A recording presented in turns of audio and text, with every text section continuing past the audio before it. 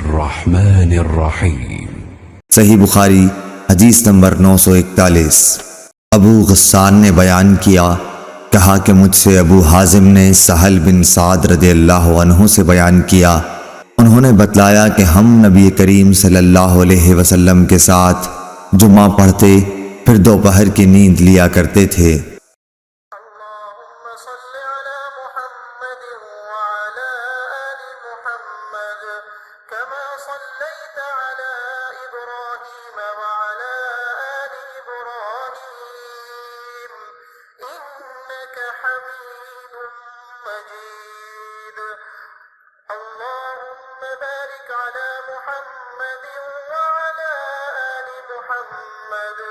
كما باركت على إبراهيم وعلى آل إبراهيم إنك حميد مجيد।